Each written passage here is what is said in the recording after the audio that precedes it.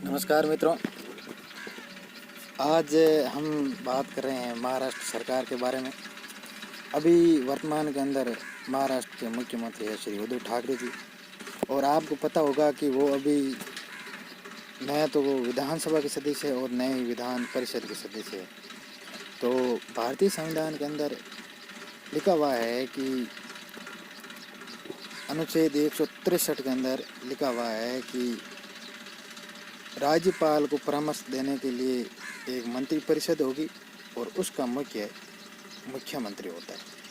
ठीक है, और ये भी लिखा हुआ है भारतीय संविधान के अंदर कि मुख्यमंत्री या मंत्री कोई भी बन सकता है, वो जो विधानसभा या विधान परिषद का सदस्य हो या चाहे नहीं होता है वो भी बन सकता है, लेकिन 6 महीने के अंदर अंदर उसको सदस्यता प्राप्त करनी जरूरी होती है। तो अभी आपको पता है कि महाराष्ट्र के मुख्यमंत्री उद्धव ठाकरे जी बने हैं और उन्होंने शपथ ली थी 28 नवंबर 2019 को, और अभी 25 मई तक उनके 6 महीने का कार्यकाल पूरा हो जाएगा। तो 6 महीने के अंदर अंदर उनको सदस्यता प्राप्त करनी थी। और अभी तो कोरोना महामारी चल रही है पूरे देश के अंदर, पूरी दुनिया के अंदर, तो इस समय विधानसभा के चुनाव कराए नहीं जा सकते। और महाराष्ट्र के अंदर विधानमंडल के अंदर 2 सदन है, विधानसभा और विधान परिषद। तो विधानसभा के चुनाव नहीं होते तो दूसरा ऑप्शन निकल के आता है विधान परिषद।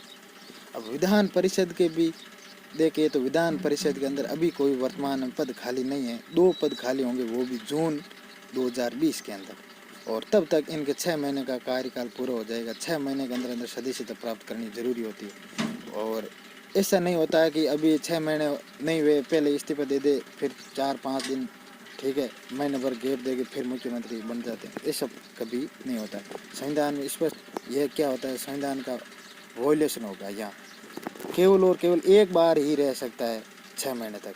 ठीक है, अगर सदस्यता नहीं हो और हो तो पूरी सरकार जब तक चलती है वहाँ तब तक रहते हैं। तो इस प्रकार अब विधान परिषद के कोई चुनाव कराए नहीं जा सकते, कोई पद खाली नहीं है। तो एक चीज़ आती है कि विधान परिषद के अंदर मनोनीत हो सकते हैं या नहीं। बिल्कुल मनोनीत हो सकते हैं, क्योंकि विधान परिषद के अंदर 2 मनोनीत सदस्यों की सीट खाली है। तो काफ़ी 3.5-4 महीने पहले एक बार 2 सदस्यों का नाम भेजा गया था राज्यपाल के पास में मनोनीत करने के लिए विधान परिषद के अंदर। अभी तक राज्यपाल ने उन 2 सदस्यों को मनोनीत नहीं किया। तभी बीच में अभी पहले मीटिंग हुई थी, उसकी अध्यक्षता उद्धव ठाकरे जी ने नहीं की थी, उसकी अध्यक्षता एनसीपी के अध्यक्ष अजीत पवार जी ने की थी। आपको पता ही होगा, अखबारों के अंदर अभी ये खबरें उद्धव ठाकरे जी की चल रही है, क्या उद्धव ठाकरे जी रहेंगे या नहीं रहेंगे, इस प्रकार की खबरें बनती रहती है। तो अब वापस इस समिति ने, मंत्रिपरिषद ने ये वापस राज्यपाल के नाम भेजा मनोनीत करने के लिए, और उसमें नाम था केवल एक, वो था उद्धव ठाकरे जी का। अब उद्धव ठाकरे जी का नाम राज्यपाल के पास भेजा गया तो राज्यपाल ने उसका अभी तक कोई जवाब नहीं दिया। अब राज्यपाल यहाँ मनोनीत करे या नहीं करे ये उनकी स्वविवेक की शक्ति है।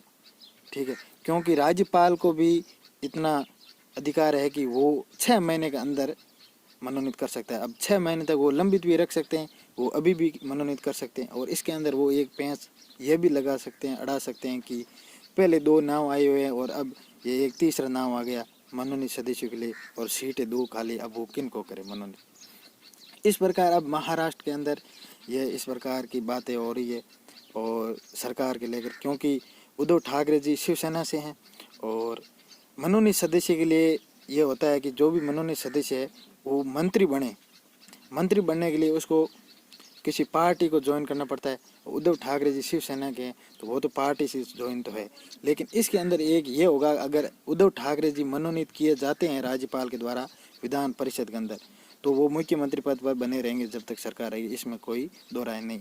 लेकिन अभी तक भारतीय संविधान के अंदर और अपने पूरे देश के अंदर ये आज तक पहली बार होने जा रहा है 70 वर्षों के इतिहास में कि अभी तक मनोनीत सदस्य कोई भी मंत्री नहीं बना है। अगर उद्धव ठाकरे जी मनोनीत होते हैं और मंत्री नहीं सीधा मुख्यमंत्री बनते हैं तो ये तो अपने आप में एक नया इतिहास रचने जा रहे हैं। इसीलिए अपन ने भी महाराष्ट्र सरकार के बारे में बात की। बहुत बहुत धन्यवाद। इसी प्रकार आगे मिलते रहेंगे। ठीक है, पढ़ाई करते रहिए। लॉकडाउन चल रहा है, कोरोना महामारी से लड़ाई करें, घर के अंदर रहें, स्वस्थ रहें। और जो स्टूडेंट पढ़ाई की कर रहे हैं उनको यही है कि पढ़ाई करें, ये अपने लिए एक बड़ा अच्छा मौका है। बहुत बहुत धन्यवाद मित्रों।